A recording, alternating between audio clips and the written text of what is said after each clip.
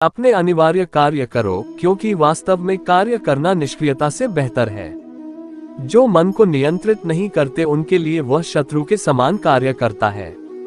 मन की गतिविधियों, होश, श्वास और भावनाओं के माध्यम से भगवान की शक्ति सदा तुम्हारे साथ है और लगातार तुम्हें बस एक साधन की तरह प्रयोग करके सभी कार्य कर रही है। ज्ञानी व्यक्ति ज्ञान और कर्म को एक रूप में देखता है, वही सही मायने में देखता है। क्रोध से भ्रम पैदा होता है, भ्रम से बुद्धि व्यग्र होती है। जब बुद्धि व्यग्र होती है तब तर्क नष्ट हो जाता है, जब तर्क नष्ट होता है तब व्यक्ति का पतन हो जाता है। मनुष्य अपने विश्वास से निर्मित होता है, जैसा वो विश्वास करता है वैसा वो बन जाता है। नर्क के 3 द्वार हैं, वासना, क्रोध और लालच। इस जीवन में ना कुछ खोता है ना व्यर्थ होता है। मन अशांत है और उसे नियंत्रित करना कठिन है, लेकिन अभ्यास से इसे वश में किया जा सकता है। लोग आपके अपमान के बारे में हमेशा बात करेंगे। सम्मानित व्यक्ति के लिए अपमान मृत्यु से भी बदतर है।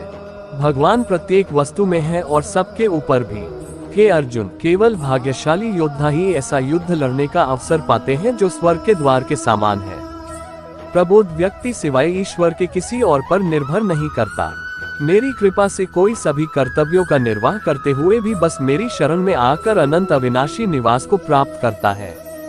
मैं सभी प्राणियों को समान रूप से देखता हूँ, ना कोई मुझे कम प्रिय है ना अधिक। लेकिन जो मेरी प्रेम पूर्वक आराधना करते हैं वो मेरे भीतर रहते हैं और मैं उनके जीवन में आता हूँ।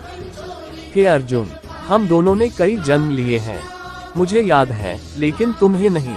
कर्म मुझे बांधता नहीं, क्योंकि मुझे कर्म के प्रतिफल की कोई इच्छा नहीं। तुम उसके लिए शोक करते हो जो शोक करने के योग्य नहीं है, और फिर भी ज्ञान की बातें करते हो। बुद्धिमान व्यक्ति ना जीवित और ना ही मृत व्यक्ति के लिए शोक करते हैं। कभी ऐसा समय नहीं था जब मैं, तुम या ये राजा महाराजा अस्तित्व में नहीं थे, ना ही भविष्य में कभी ऐसा होगा कि हमारा अस्तित्व समाप्त हो जाए।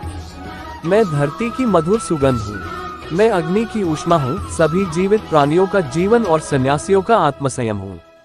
हो बुद्धिमान, जब वे अपने कार्य में आनंद खोज लेते हैं तब वे पूर्णता प्राप्त करते हैं। यद्यपि मैं इस तंत्र का रचयिता हूँ, लेकिन सभी को ये ज्ञात होना चाहिए कि मैं कुछ नहीं करता और मैं अनंत हूँ। बुद्धिमान व्यक्ति को समाज कल्याण के लिए बिना आसक्ति के काम करना चाहिए। जो व्यक्ति आध्यात्मिक जागरूकता के शिखर तक पहुंच चुके हैं, उनका मार्ग है निस्वार्थ कर्म। जो भगवान के साथ संयोजित हो चुके हैं, उनका मार्ग है स्थिरता और शांति। कर्म उसे नहीं बांधता जिसने काम का त्याग कर दिया है। उत्सुक ऐकया आम्ही सांगती भगवत कथा, तारण्य जजीवाना जन्म तो भगवंत तो 13 आम्ही ते ऐकू इच्छितो, आपण कृपा करून त्याचे वर्णन करा।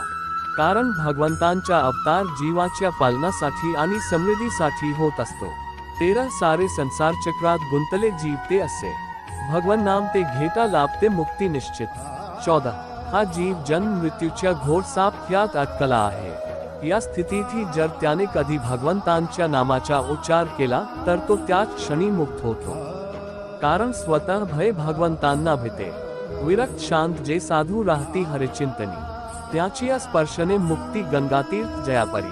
15 भगवंतांना शरण गेल्यामुळे परम शांत झालेले मुनिजन केवळ स्पर्शानेही जीवांना ताबडतोब पवित्र करतात। त्याऐवजी गंगाजल पुष्कळ दिवस सेवन केल्यानंतर मग कोठे पवित्र करते। ज्याची भक्त लीला गाता कलीचे दोष नसती। इच्छितो आत्मशुद्धी जो न ऐके कोणही कथा। 16 असे पुण्यात्मे भक्त ज्यांच्या लीलाचे गुणगान करतात, त्या भगवंतांचे कलियुगाचे दोष हरण करणारे पवित्र यश, ज्याला आत्मशुद्धीची इच्छा आहे असा कोणता मनुष्य श्रवण करणार नाही। लीलाधर हरीला त्या नारदे गायले असे, आम्हा श्रद्धार्थूंना आता त्याचे वर्णन सांगले। ते आपल्या लीलानीच अवतार धारण करतात। नारदादी महात्मा पुरुषांनी त्यांच्या औदार्यपूर्ण कर्माचे वर्णन केले आहे। आम्हा श्रद्धार्थूंसाठी आपण त्याचे वर्णन करावे, ज्याचे छत्रची विप्रांना असा योगेश्वरो हरी, स्वधाम पातला तन्हा धर्मे कोणास प्राप्तिले। 23 इति श्रीमद्भागवती महापुराणी पारमहंसी संहिता, विष्णुदास वशिष्ठ समश्लोकी मराठी रूपांतर। पहला अध्याय हा 1 हरि ओम तत्सत। श्री कृष्णार्पणमस्तु। धर्मरक्षक ब्राह्मण भक्त असे योगेश्वर भगवान श्रीकृष्ण आता स्वधामाला गेल्यानंतर धर्म कोणास शरण गेला हे आपण सांगावे. कलीचे ज्ञान होताची आम्ही हा यज्ञ मांडला. हरीच्या ऐक्या लीला वेठ ही योग्य लाभली. कलियुग आले आहे असे जाणून या वैष्णव क्षेत्रात आम्ही दीर्घकाल चालणाऱ्या सत्राचा संकल्प करून बसलो आहोत. त्यामुळे श्रीहरीची कथा ऐकण्यासाठी आम्हाला पुष्कळ वेठ आहे. कली हा नष्टे तो शुद्धी करीतो शक्तिहीन. यातून पार होण्याला उतारी लाभले तुम्ही. हे कलियुग अंतःकरणातील पवित्रता आणि शक्तीचा नाश करणारे आहे. यातून पार होणे कठीण आहे. ज्याप्रमाणे समुद्र पार करणाऱ्याला नावाडी मिठवा त्याप्रमाणे कलियुगातून पार पडण्याची इच्छा करणाऱ्या आम्हाला ब्रह्मदेवाने आपली भेट घडवून दिली आहे. भगवत पुण्य त्या लीला न हो तृप्ती कधीही ती. रसिका नूतनो नित्य रसास्वाद पदोक्ती. रसज्ञ श्रोत्यांना पावला पावला गणिक भगवंतांच्या लीलामधून नवनवीन रसांचा अनुभव येत असल्याने त्या ऐकून आमची कधीच तृप्ती होत नाही. त्यांनी निश्चित केले की श्रेष्ठ भागवतो योगी श्रवणे पठणे मुक्ती आणि वैकुंठदायक. भगवान श्रीकृष्णांनी गुप्त राहून मनुष्य रूपाने बलरामासहित असे काही पराक्रमही केले की जे सामान्य मनुष्य करू शकणार नाही. सर्वश्रेष्ठ असा धर्म नित्य निष्काम भक्ती ती. अशाच भक्तीने लाभे आनंद रूप कृष्ण तो. ज्यामुळे भगवान श्रीकृष्णाच्या ठिकाणी अंतःकरण प्रसन्न करणारी निष्काम व अखंड भक्ती उत्पन्न होते तोच मनुष्याचा सर्वश्रेष्ठ धर्म आहे. 6. ऋषीनो तुम्ही हा प्रश्न उत्तमची विचारिला. कृष्णाच्या या कथे होते आत्मशुद्धी निरंतर. ऋषीवर्य हो, संपूर्ण विश्वाच्या कल्याणासाठी आपण हा सुंदर प्रश्न विचारला आहे. कारण हा प्रश्न श्रीकृष्णाच्या संबंधात आहे. त्यामुळे अंतःकरण चांगल्या प्रकारे प्रसन्न होते. नरनारायणो ऐशा थोरांना नमितो पुढे. देवी सरस्वती व्यासा जयाची नमो नमो. पुरुष श्रेष्ठ नर नारायण ऋषींना, सरस्वती देवीला आणि श्री व्यासदेवांना नमस्कार करून या श्रीमद भागवताचे पठण करावे. हे वेदसारनी तसेची पुराणसार. कृष्ण स्वरूप मिटते अशी गूढ वार्ता. अध्यात्मदीप उच्चे भगवत कथेने वक्ते असे शुक्तया नमितो पुन्हा मी. 3. अत्यंत प्रभावी सर्व वेदाचे सार असलेले संसार रूप अंधारातून बाहेर पडू इच्छिणाऱ्यांना आध्यात्मिक प्रकाश देणारे अद्वितीय रहस्यमय भागवत पुराण संसारी लोकांची दया येऊन त्यांच्या उद्धारासाठी ज्यांनी सांगितले त्या मुनीचे गुरु असणाऱ्या व्यासपुत्र श्री शुकाचार्यांना मी शरण जातो. संन्यास इच्छुनी शिशु निघता बनाते. पुत्रासी व्यास महानता विरहे. सुतारे वेलीनी वृक्ष वदले प्रति उत्तरामी. सर्वात रूप शुकदेव नमी असे मी. कोणतेही लौकिक वैदिक कर्म कर्तव्य नसल्यामुळे संन्यास घेण्यासाठी एकट्याच निघालेल्या ज्यांना वडील व्यास विरहाने व्याकुळ होऊन पुत्रा पुत्रा म्हणून हाका मारून लागले तेव्हा ब्रह्मरूप झालेल्या शुकदेवांशी एकरूप झालेले वृक्षच त्यांच्या वतीने ओफ देऊ लागले. अशा सर्व चराचराच्या हृदयांत विराजमान झालेल्या श्री शुक मुनींना मी नमस्कार करतो. निर्माण केवल पहले से मौजूद चीजों का प्रक्षेपण है. प्रबोध व्यक्ति के लिए गंदगी का ढेर, पत्थर और सोना सभी समान है. मन अशांत है और उसे नियंत्रित करना कठिन है, लेकिन अभ्यास से इसे वश में किया जा सकता है. लोग आपके अपमान के बारे में हमेशा बात करेंगे. सम्मानित व्यक्ति के लिए अपमान मृत्यु से भी बदतर है. इस जीवन में ना कुछ खोता है ना व्यर्थ होता है. जन्म लेने वाले के लिए मृत्यु उतनी ही निश्चित है जितना कि मृत होने वाले के लिए जन्म लेना.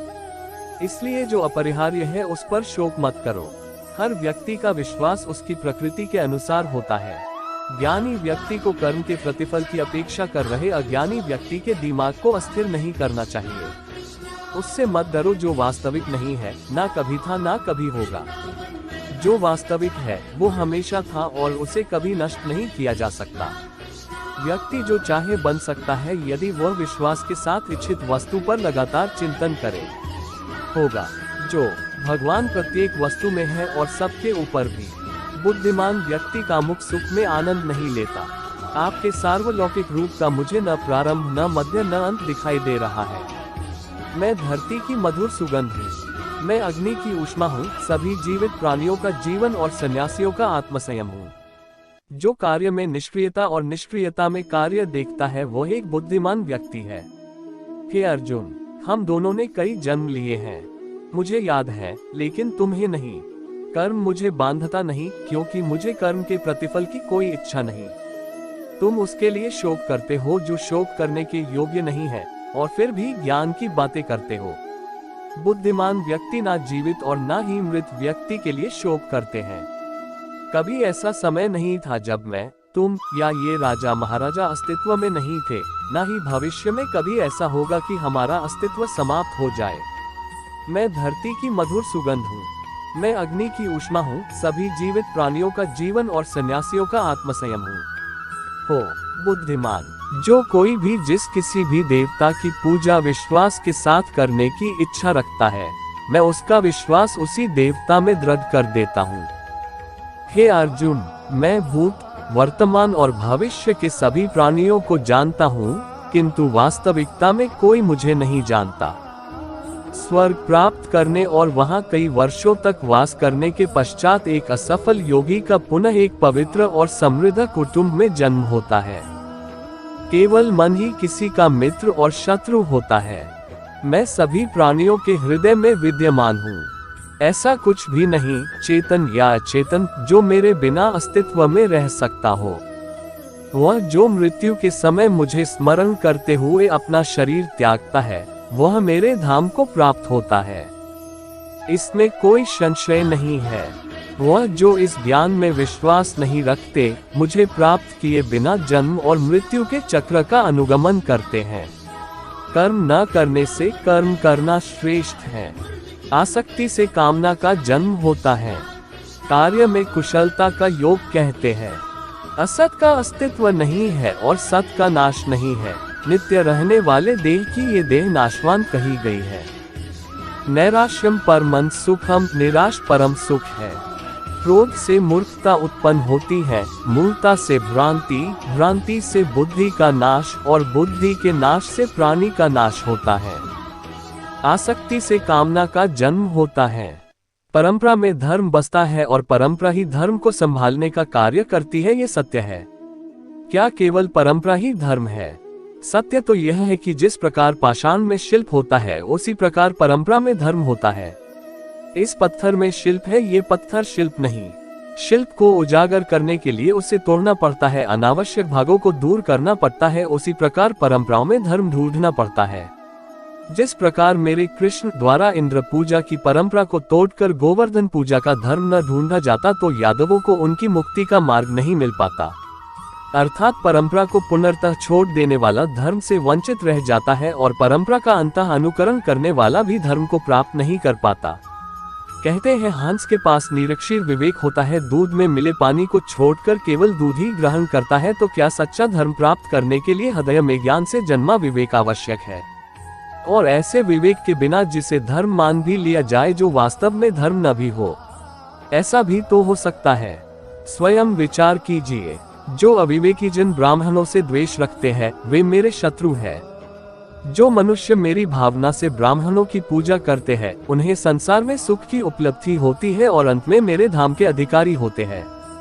22 विष्णु भगवान के गुणों का श्रवण और कीर्तन, भगवान का स्मरण, पाद सेवन, पूजन, वंदन, दास्य, सख्या और आत्मसमर्पण, यही नवधा भक्ति लिया तो तुमने प्यार को सच्चे अर्थों में जान लिया।